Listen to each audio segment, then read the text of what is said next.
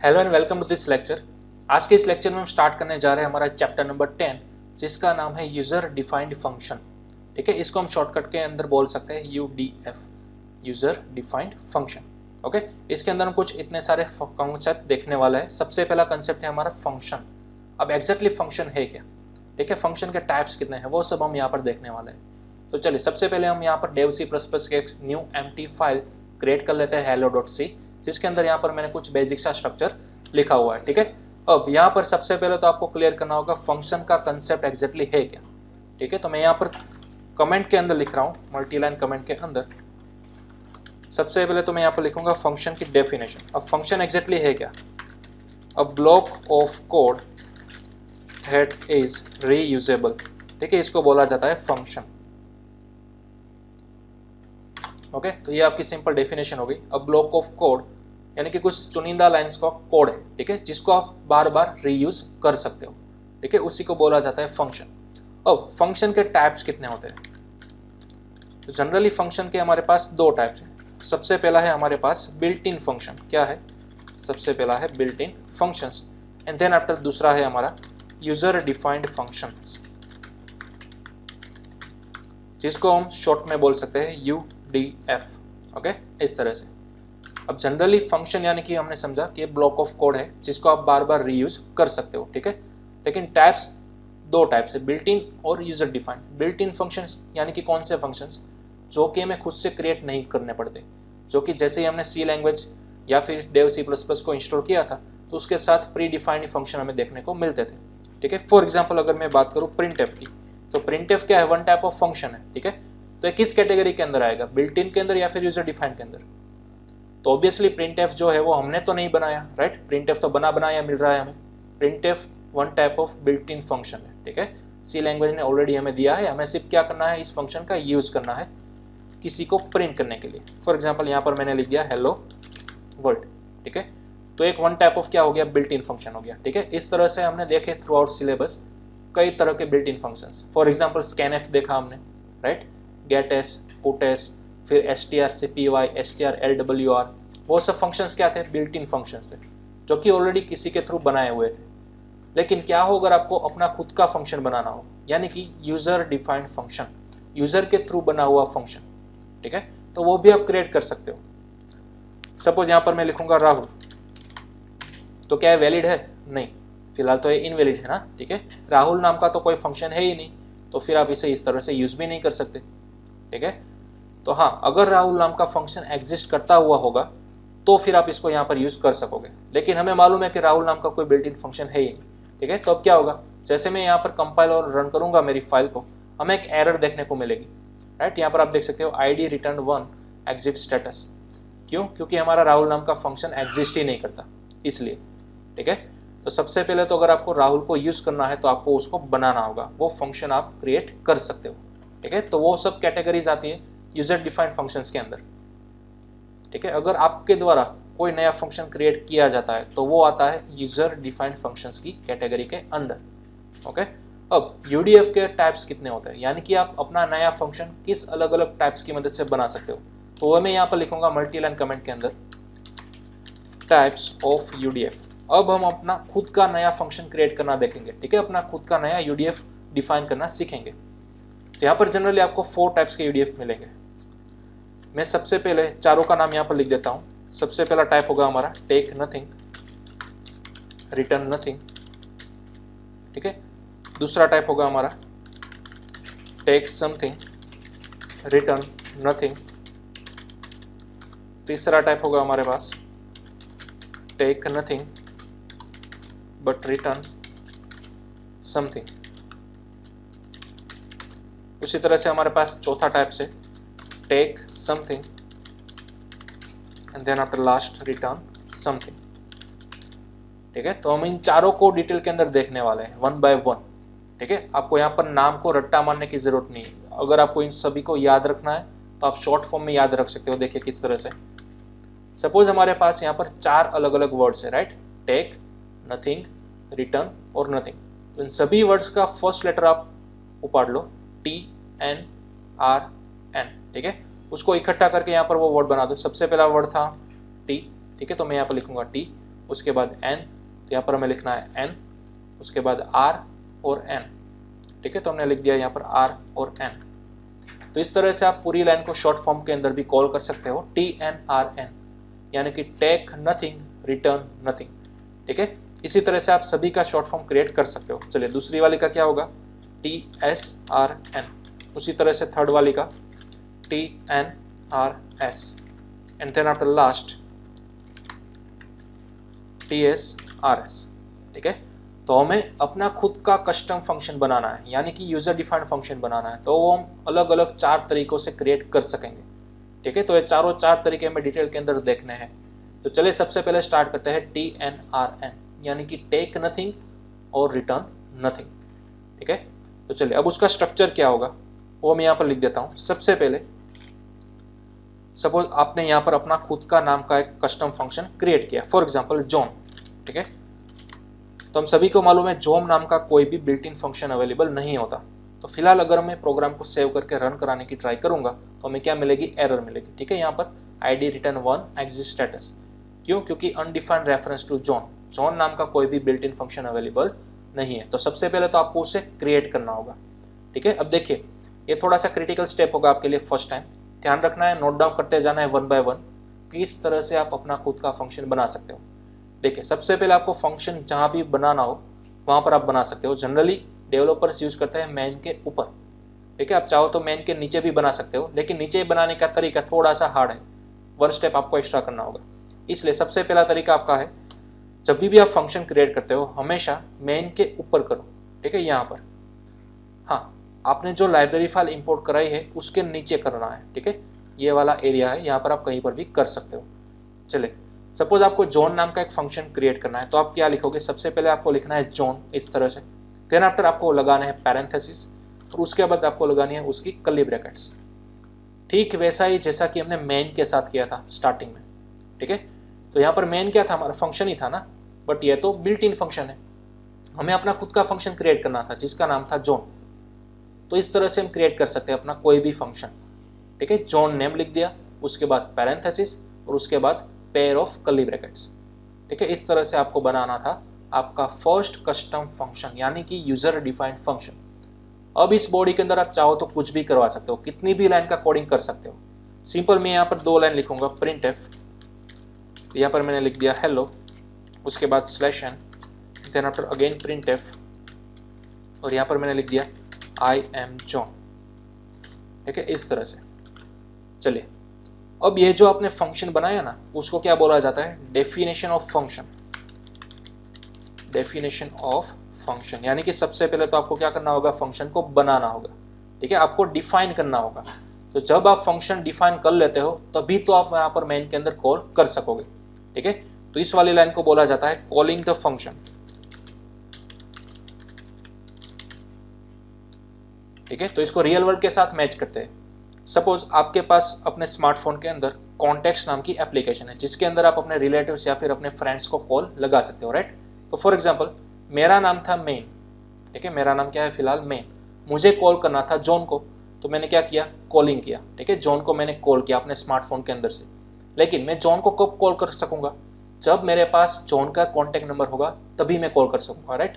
तो यहाँ पर वही सिनारियो है। देखिए आपने जॉन को कॉल किया, लेकिन आपका कंपाइलर फाइंड करेगा क्या मेन के ऊपर जॉन की डेफिनेशन है, क्या जॉन का कॉन्टैक्ट नंबर है यहाँ पर। अगर है तो वो उसको कॉल करेगा, और उसको कॉल करने के बाद जॉन की बॉडी के अंदर आपने जितने भी स्टेटमेंट लिखे हुए होंगे वो सभी के सभी एग्जीक्यूट हो जाएंगे, ठीक है।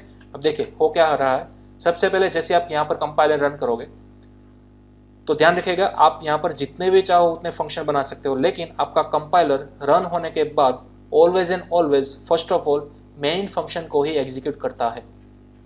फिर भले ही आपने जॉन को मेन के ऊपर लिखा है, लेकिन जॉन को कभी भी कॉल नहीं करेगा।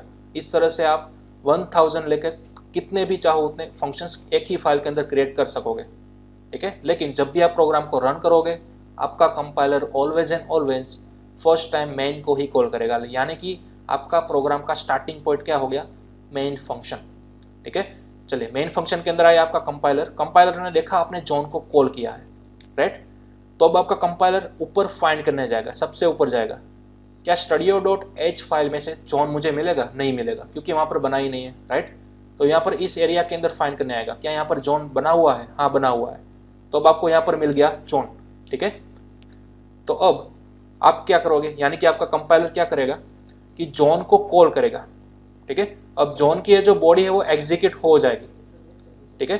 जब भी आपने जोन को कॉल किया, आपका कंपाइलर जंप करेगा जोन नाम की बॉडी के अंदर और उसके दोनों स्टेटमेंट हो जाएंगे रन। ओके, तो इस तरह से आपका कंपाइलर काम करेगा।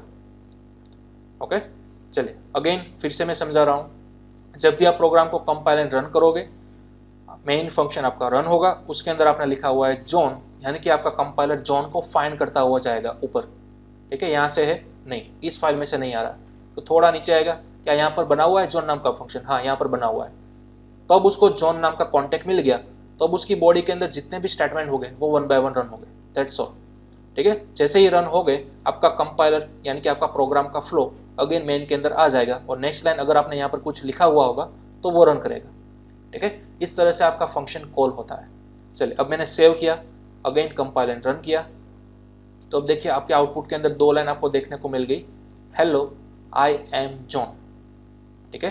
तो इस तरह से आपको बनाना था अपना कस्टम यूजर डिफाइंड फंक्शन, ठीक है। अब इसका फायदा क्या होगा, तो देखिए सबसे पहले फंक्शन की डेफिनेशन क्या थी, अ ब्लॉक ऑफ कोड।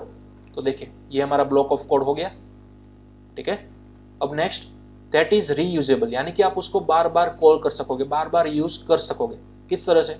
हमने बनाया तो एक ही टाइम ना, राइट। अब आप उसको जितनी बार चाहो उतनी बार कॉल कर सकोगे। फॉर एग्जाम्पल मैंने अगेन कॉल किया जॉन को, ठीक है, 2 बार किया, तो क्या होगा, 2 बार आपकी ये वाली लाइन चलेगी, यानी कि फर्स्ट टाइम जैसे ही कंपाइलर को जॉन मिलेगा तो वो डायरेक्टली ऊपर जाएगा यहाँ पर और ये वाला स्टेटमेंट रन कर देगा। फिर अगेन नीचे आएगा नेक्स्ट लाइन की तरफ, नेक्स्ट लाइन के अंदर अगेन आपने कॉल किया जॉन को, तो अगेन आपका कंपाइलर का फ्लो ऊपर जाएगा और ये वाला स्टेटमेंट रन कर देगा, ठीक है। तो चलिए अगेन मैं करूँगा फाइल को सेव, कंपाइल एंड रन, तो अब आपको देखने को मिलेगा hello I am John 2 bar print होकर आ चुका है, ठीक है। तो इस तरह से आप रीयूज यानी कि कॉल कर सकते हो मल्टीपल टाइम्स किसी भी फंक्शन को, और आप फंक्शन का नाम कुछ भी रख सकते हो, ठीक है, कुछ भी। फॉर एग्जाम्पल यहाँ पर मैंने लिख दिया रेड, तो अब आपको किसको कॉल करना होगा, रेड को, ठीक है, और जितनी भी बार चाहो उतनी बार कॉल कर सकोगे। चलिए यहाँ पर मैं कुछ स्टेटमेंट चेंज करूँगा, for example my colour is red, ठीक है, आपके ऊपर है, आप चाहो तो यहाँ पर कुछ भी लिख सकते हो। चलिए अगेन कंपाइल एंड रन, तो आप देखिए hello my colour is red वो आपको 2 बार प्रिंट होने को दिख रहा है, ओके। अब नेक्स्ट, जैसा कि मैंने आपको बताया फंक्शन का नाम कुछ भी रख सकते हो, लेकिन वेरिएबल का नाम बनाने के जो रूल्स थे वही रूल्स यहाँ पर सेम अप्लाई हो गए, यानी कि आप फंक्शन का नेम कुछ भी लिखो बट स्टार्टिंग के अंदर न्यूमेरिक वैल्यू नहीं आनी चाहिए, ठीक है। हाँ, अगर यहाँ पर कोई बीच में आती है, यहाँ पर लास्ट के अंदर आती है तो वो चलेगा, लेकिन स्टार्टिंग के अंदर कभी भी फर्स्ट लेटर आपका न्यूमेरिक वैल्यू नहीं होना चाहिए, ठीक है। आप चाहो तो अंडरस्कोर लगा सकते हो फर्स्ट कैरेक्टर, लेकिन न्यूमेरिक कभी भी नहीं, ओके। और देन आफ्टर आप यहाँ पर फंक्शन का नेम बनाते वक्त स्पेस भी नहीं लिख सकते। फॉर एग्जांपल आपने ये सा लिखा रेड स्पेस वाइट, और अगर आप ऐसा करते हो तो ये इनवैलिड गिना जाएगा, आपको आपका कंपाइलर एरर रिटर्न करेगा, ठीक है।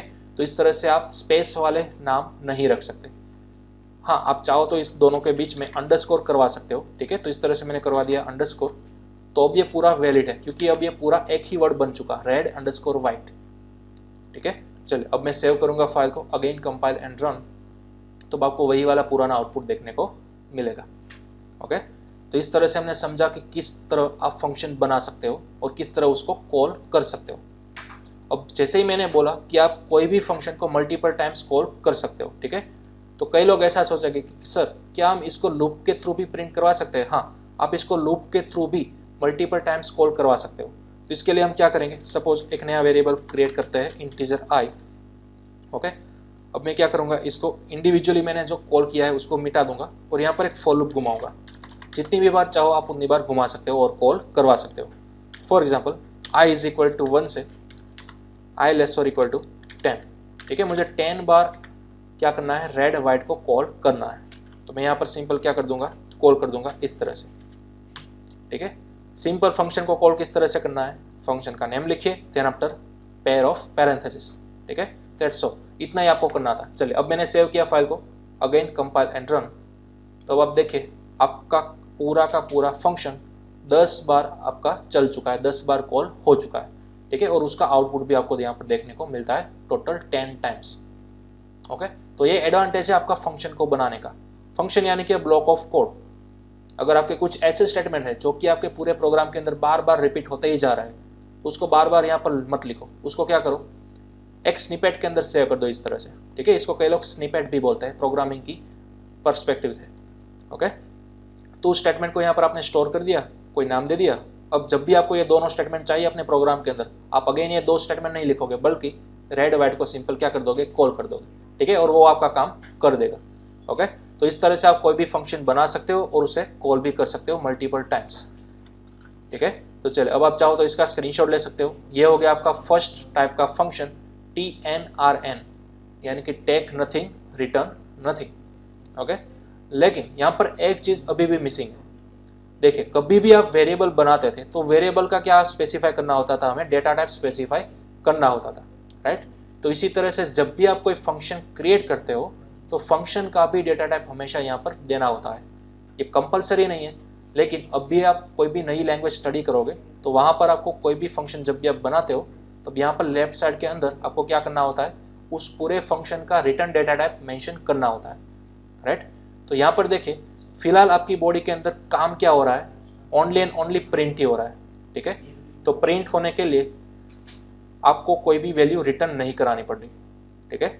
थोड़ी देर में आपको पता चलेगा एग्जैक्टली रिटर्न चीज़ क्या है, ठीक है। लेकिन हमें यहाँ पर देखिए वर्ड को समझना है। सबसे पहले फर्स्ट वर्ड हमारे पास है टेक नथिंग, यानी कि जब भी आपने रेड वाइट को कॉल किया तब आप पैरेंथेसिस के अंदर कोई भी डेटा पास नहीं कर रहे, ठीक है। चलिए, फॉर एग्जांपल वही हमारा पुराना वाला एग्जांपल लिख देते हैं जॉन, और यहाँ पर मैं कर देता हूँ जॉन, ठीक है। अगेन ये हमारी फॉर लूप जो थी उसको मैं मिटा देता हूँ। इस तरह से बड़ा ही सिंपल, मैंने एक ही टाइम क्या किया, जॉन को कॉल किया, ठीक है। जॉन को कॉल किया, लेकिन उसको मैंने कोई डेटा पार्सल नहीं किया, डेटा को मैंने कोई पास नहीं किया, ठीक है। तो इस तरह से यहाँ पर वर्ड बना हुआ है टेक नथिंग, यानी कि जॉन को मैंने सिर्फ कॉल ही किया, उसको मेरे को यहाँ से डेटा पास नहीं कर रहा, यानी कि आपके पूरे पैरेंथेसिस है वो क्या रहेंगे, एम्प्टी रहेंगे, ठीक है, पूरे के पूरे खाली रहेंगे। देखिए, तो जब भी कोई फंक्शन के पैरेंथेसिस पूरे के पूरे एम्प्टी होते हैं तो उस पूरे फंक्शन को बोला जाता है टेक नथिंग, ठीक है। किस तरह से बोला जाता है, टेक नथिंग। उसी तरह से आपके पास दूसरा वर्ड है रिटर्न नथिंग। रिटर्न नथिंग यानी कि क्या, अब देखिए, आपके पूरी फंक्शन की बॉडी में से आप सिंपल अपने स्टेटमेंट क्या करवा रहे हो, प्रिंट करा रहे हो, कोई डेटा यहाँ से बाहर नहीं भेज रहे हो, कोई डेटा अपनी बॉडी में से सेंड नहीं कर रहे हो, ठीक है। जब भी आप जॉन को कॉल करते हो, ओनली एंड ओनली ये दोनों स्टेटमेंट रन होते हैं और कुछ भी नहीं हो रहा। यहाँ से कोई डेटा आप पास नहीं कर रहे और यहाँ पर आप कोई कैच नहीं कर रहे हो, ठीक है। फिलहाल आपको यही फंडा ध्यान में रखना है। जैसे जैसे हम चारों टाइप्स पढ़ लेंगे डिटेल के अंदर, तब आपको कंप्लीटली अंडरस्टैंड हो जाएगी, ठीक है। फिलहाल यहाँ पर हमने कोई भी रिटर्न वाली लाइन नहीं लिखी, इसका मतलब हमारे पूरे फंक्शन का टाइप क्या है, रिटर्न नथिंग, ठीक है। और जब भी यहाँ पर आपको रिटर्न वाला कोई भी स्टेटमेंट देखने को ना मिले, तब आपको यहाँ पर पूरे फंक्शन का रिटर्न डेटा टाइप वॉइड लिख देना है। क्या लिख देना है, वॉइड। अब वॉइड है एक डेटा टाइप है, जैसे कि हम वेरिएबल बनाते समय यहाँ पर क्या लिखते थे, इंट या फिर फ्लोट या फिर कैर, ठीक है, उस तरह का कोई डेटा टाइप हमें देना पड़ता था। तो उसी तरह से ये जो वॉइड है ना, वो एक डेटा टाइप है। तो आप बोलोगे कि सर इंटीजर है वो बिना पॉइंट वाली वैल्यू स्टोर करता था, फ्लोट जो है वो पॉइंट वाली वैल्यू स्टोर करता था, राइट। तो वॉइड किस टाइप की वैल्यू सेव करेगा, तो सबसे पहले तो वॉइड यानी कि नथिंग, वॉइड यानी कि कोई भी किसी भी टाइप की वैल्यू सेव नहीं करेगा, एकदम एम्प्टीनेस को रिप्रेजेंट करता है वॉइड, ठीक है। वॉइड का मीनिंग ही यही है, वॉइड यानी कि एकदम एम्प्टी, नथिंग। जब भी आप अपना फंक्शन कॉल करोगे, आपका कंपाइलर जंप करेगा, यहाँ पर दोनों स्टेटमेंट प्रिंट कर देगा, दैट्स ऑल। कंपाइलर का काम इतना ही था, फंक्शन को कॉल करो, उसके अंदर मौजूद स्टेटमेंट्स को रन कर दो, ठीक है। लेकिन यहाँ पर आपने कोई भी रिटर्न वाला स्टेटमेंट फिलहाल नहीं लिखा है। इतना आपको याद रखना है कि कोई भी फंक्शन की बॉडी के अंदर अगर आपको रिटर्न वाला स्टेटमेंट देखने को नहीं मिलता तो आपको उस फंक्शन को क्या कर देना है, वॉइड से रिप्रेजेंट कर देना है। अब ये पूरे फंक्शन का रिटर्न डेटा टाइप क्या हो गया, वॉइड हो गया, ठीक है। तो यहाँ पर देखिए, ये मेन जो है, मेन भी तो क्या था हमारा, एक फंक्शन ही था ना। तो मेन के अंदर क्या अभी तक हमने कभी भी रिटर्न वाली स्टेटमेंट लिखी नहीं, लिखा ना, राइट। तो आप मेन के आगे भी क्या लगा सकते हो, वॉइड लगा सकते हो, ठीक है।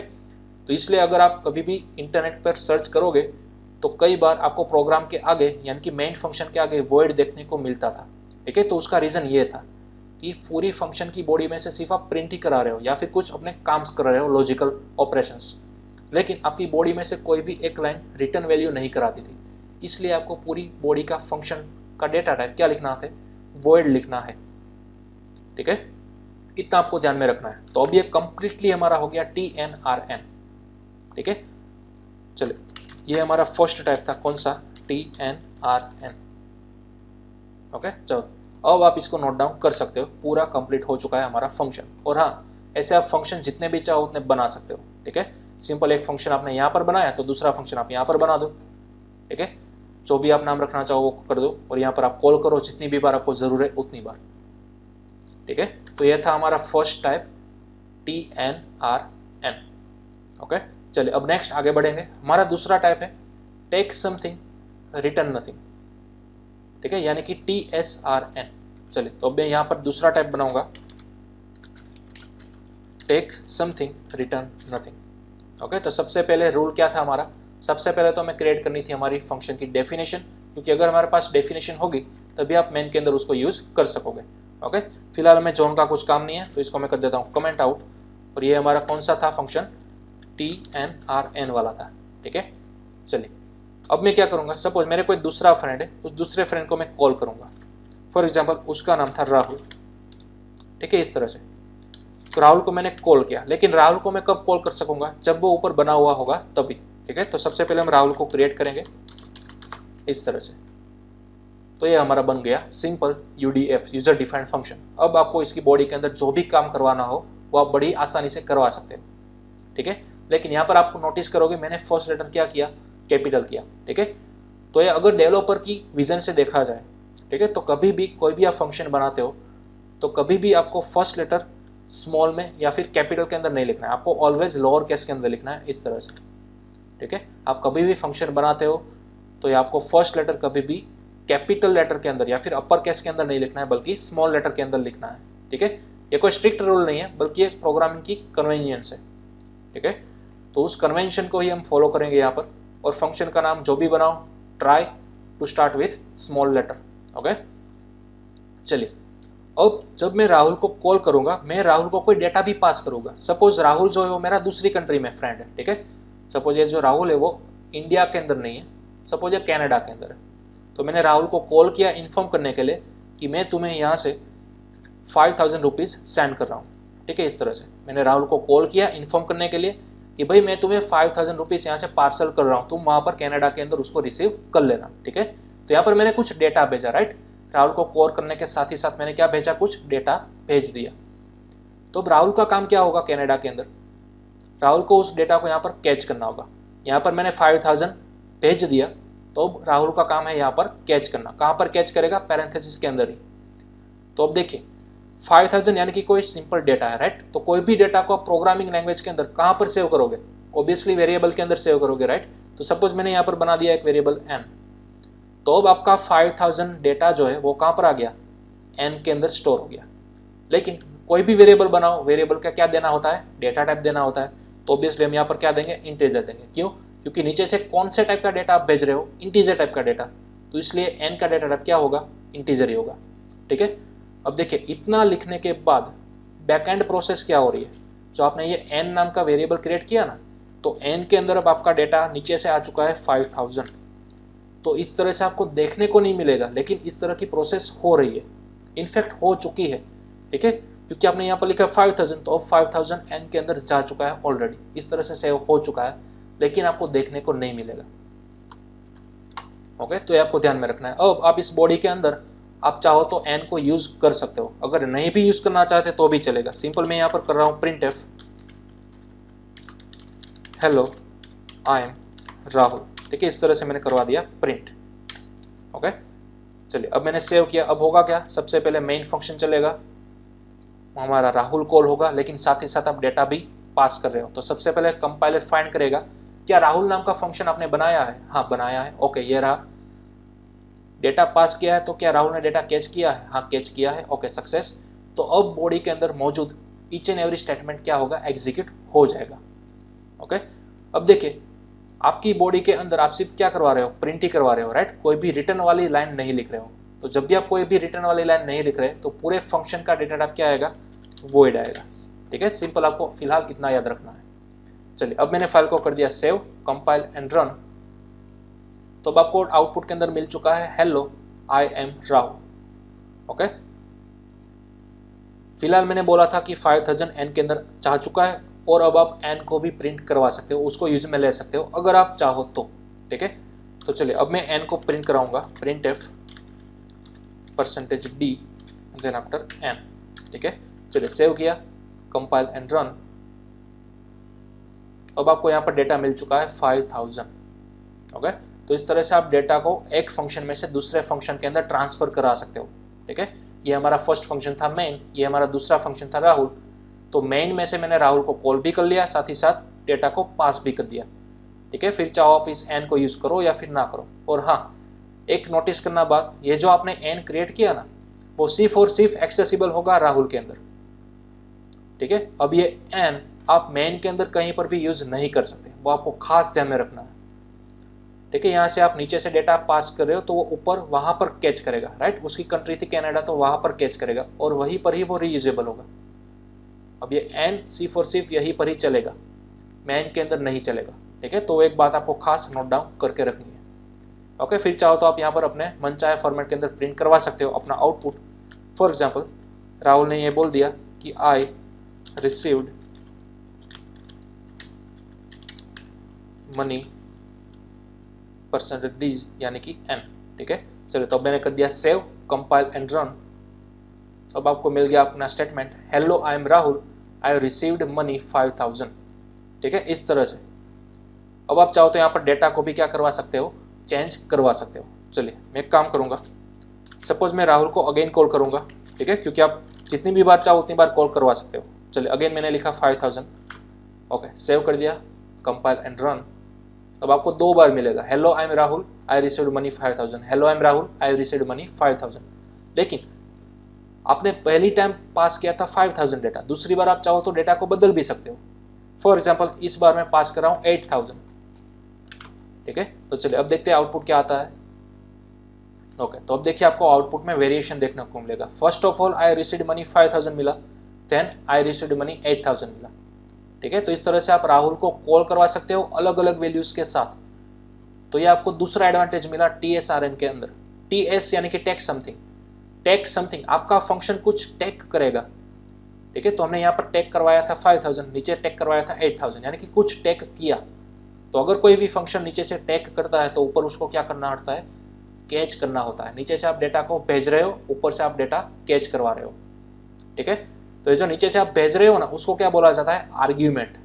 ध्यान रखिएगा, नीचे से आप कोई भी टाइप का डेटा भेजते हो तो उस डेटा को बोला जाता है आर्ग्यूमेंट, या फिर उसका दूसरा नाम है पैरामीटर। ठीक है, तो इस फंक्शन के अंदर आपने क्या भेज दिया, एक आर्ग्यूमेंट भेज दिया या फिर एक पैरामीटर भेज दिया, और सेम टू सेम दूसरी बार भी। ओके, तो ये आपको बेनिफिट मिलेगा TSRN के अंदर। हाँ, रिटर्न आप फिर भी अभी यहाँ पर कुछ भी नहीं करवा रहे हो, वो हम फ्यूचर सेशंस के अंदर देखेंगे। फिलहाल हम क्या कर रहे हैं, सिंपल प्रिंट करवा रहे हैं, राइट। तो जब भी रिटर्न नथिंग आए तो आपको डेटा टाइप लगा देनी है वॉइड। ओके, चलिए तो इतना हम नोट डाउन कर लो। इस तरह से आप एक ही फंक्शन को अलग अलग टाइप का डेटा पास करके कॉल करवा सकते हो। ओके, चलिए अब उसी टाइप का यानी कि TSRN का ही मैं एक नया वर्जन क्रिएट करूंगा। ठीक है, चलिए अब इसको मैं कर देता हूं कमेंट आउट। चलिए अब मैं क्या करूंगा, एक नए टाइप के फंक्शन को कॉल करूंगा, फॉर एग्जांपल एडिशन। तो क्या एडिशन नाम का बिल्ट इन फंक्शन है? नहीं है। ठीक है, तो हमें क्या करना होगा, उसको अगेन क्रिएट करना होगा। ठीक है, इसका टाइप भी क्या है, TSRN रहेगा। ओके, तो मैंने फंक्शन को कॉल किया, बनाया, उसको डिफाइन किया। ठीक है, तो इस तरह से मैंने उसकी बॉडी बना दी और उस तरह से यहाँ पर मैंने नीचे क्या कर दिया, कॉल कर दिया। अब मेरा गोल क्या है कि यहाँ पर मैं 2 वैल्यू इंसर्ट करवाऊंगा, और वो 2 वैल्यू आप कोई भी ले सकते हो, फॉर एग्जाम्पल 8 एंड 3। ठीक है, तो अब क्या किया, देखिए जैसे ही मैंने 2 वैल्यू पास की तो इस फंक्शन का काम क्या होगा, इस फंक्शन का काम होगा कि यहाँ पर आप जो भी 2 वैल्यू पास करवा रहे हो उसका सम आपको रिटर्न करके देगा। ठीक है, मेरा इंटेंशन यही है। तो चलिए सबसे पहला स्टेप, आपने अगर नीचे से वैल्यू भेजी, नीचे से वैल्यू सेंड कर दी, तो वो दोनों वैल्यू आपको यहाँ पर ऊपर कैच करनी होगी। ठीक है, तो यहाँ पर 2 वैल्यू है नीचे से, तो आपको यहाँ पर 2 वेरिएबल बनाने होंगे। फॉर एग्जाम्पल वेरिएबल का नाम कुछ भी रख दो, मैंने रख दिया N1 और N2। लेकिन इन दोनों का मुझे क्या रखना होगा, डेटा टाइप भी सेट करना होगा कि दोनों की वैल्यू फिलहाल हमें क्या मिलेगी, इंटीजर मिलेगी, राइट। तो अब देखिए 8 जो है वो N1 के अंदर आ चुका है, 3 जो है वो n2 के अंदर आ चुका है, ठीक है। तो अब हमें एक बात तो क्लियर होगी कि जितने टाइप्स यानी कि जितने अमाउंट ऑफ नंबर्स आर्ग्यूमेंट्स आप नीचे से पास करते हो उतने ही अमाउंट्स ऑफ वेरिएबल्स आपको ऊपर क्रिएट करने होंगे, ठीक है। यहाँ पर 2 वैल्यू पास करते हो तो आपको 2 वेरिएबल्स बनाने होंगे। यहाँ पर से अगर आप 3 वैल्यू पास आउट करते हो तो ऊपर आपको 3 वेरिएबल्स बनाने होंगे, ठीक है।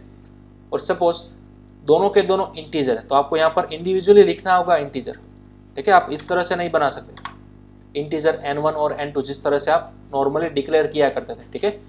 तो इस तरह से यहाँ पर नहीं चलेगा, आपको इंडिविजुअली फंक्शन के अंदर स्पेसिफाई करना होगा उसका डेटा टाइप, ओके। तो अब 8 चला गया n1 के अंदर, 3 चला गया n2 के अंदर। अब हमारा गोल क्या था, हमें इन दोनों का क्या करना था, सम करना था, ठीक है। तो मैंने यहाँ पर लिख दिया printf सम इज %d और यहाँ पर मैंने करवा दिया दोनों का सम n1 plus n2, that's all. चलिए अब किया मैंने save, again compile and run, ठीक है। तो अब आपका सम क्या आ गया, 11 आ गया, ठीक है, 8 और 3 का सम।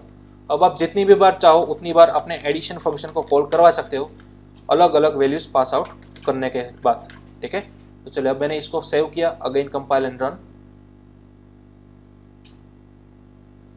ओके। तो अब आपको देखिए नया आउटपुट मिल गया, सम इज 8, ठीक है। अब आपको 5 और 3 का सम देखने को मिलेगा। चलिए मैंने यहाँ पर लिख दिया /n, सेव किया, अगेन कंपाइल एंड रन। तो देखिए आपको दोनों सेम आउटपुट देखने को मिल रहे हैं, ठीक है। सम इज 11 और सम इज 8 यानी कि सेम एक ही फंक्शन के जनरेट हुए आउटपुट। और हाँ, यहाँ पर भी रिटर्न नथिंग है, यानी कि कोई भी आपको रिटर्न वाली लाइन देखने को ना मिले तब आपको कंपलसरी यहाँ पर आगे क्या लगा देना है, वॉइड, ओके। तो ये आपका सेकंड एग्जांपल था TSRN का, यानी कि जितने चाहो उतने पैरामीटर्स आप यहाँ पर पास आउट करवा सकते हो, ओके। अब अगर आप चाहो तो दोनों का डेटा टाइप अलग अलग भी रख सकते हो। सपोज मैंने यहाँ पर लिख दिया 3.2, दूसरे के अंदर लिख दिया 3.8। तो फर्स्ट पैरामीटर आपका इंटीजर का हो गया, लेकिन सेकंड पैरामीटर क्या हो गया, फ्लोट वाला हो गया, राइट। तो अब आपको यहाँ पर चेंज करनी होगी डेटा टाइप आपकी फ्लोट वाली। अब ऑब्वियसली बात है कि आप इंटीजर और फ्लोट का सम करोगे तो आपको रिजल्ट किसके अंदर मिलेगा, फ्लोट के अंदर। तो आपको यहाँ पर फॉर्मेट स्पेसिफायर भी चेंज करना होगा %f, ओके। चलिए अब सेव किए, अगेन कंपाइल एंड रन। अब देखिए आपको फ्लोट वैल्यू के अंदर आपका आउटपुट देखने को मिलेगा, ठीक है। तो डजंट मैटर आप नीचे से कौन से टाइप के वेरिएबल्स या फिर वैल्यूज पास कर रहे हो, जिस भी टाइप के आप पास आउट करते हो उसी सेम टाइप के ऊपर आपको वेरिएबल्स के अंदर डेटा कैच करना होगा, ओके। और यहाँ पर यह भी नेसेसरी नहीं है कि आप यहाँ पर डायरेक्टली वैल्यूज ही सेंड कर सकोगे। आप चाहो तो यहाँ पर प्री डिफाइंड वेरिएबल बना दो, फॉर एग्जाम्पल a = 9, ठीक है। उसी तरह से फ्लोट के अंदर b = सपोज 5.3, ठीक है। इस तरह से मैंने 2 वेरिएबल्स अलग अलग पास कर दिए। तो यहाँ पर पहला बनाया a, दूसरा बनाया b। आप यहाँ पर पास आउट कर सकते हो a, b, ठीक है। इनडायरेक्टली आपका 9 और 5.3 यहाँ पर पास हो चुका है, ठीक है। और अब a की वैल्यू n1 के अंदर आ गई, उसी तरह b की वैल्यू n2 के अंदर आ चुकी है। चलिए अब मैंने किया save, again compile and run. अब आपको आपका फाइनल आउटपुट देखने को मिल जाएगा, सम इज 14.3, ठीक है। इस तरह से भी आप करवा सकते हो। हाँ, अगर आप चाहो तो इन दोनों की वैल्यू यूजर के थ्रू scanf फंक्शन के जरिए भी ले सकते हो और यहाँ पर पास आउट करवा सकते हो, ठीक है। तो आपका सेकंड एडिशन था TSRN UDF का, ओके। चलिए अब आप इसको भी नोट डाउन कर सकते हो, ओके। चलिए तो आज के सेशन में हम इतना ही रखते हैं, ठीक है। आपको प्रैक्टिस करनी है दोनों टाइप की, TNRN और TSRN। नेक्स्ट सेशन के अंदर हम देखेंगे TNRS टाइप के और TSRS टाइप के फंक्शंस, ठीक है, किस तरह से क्रिएट करते हैं।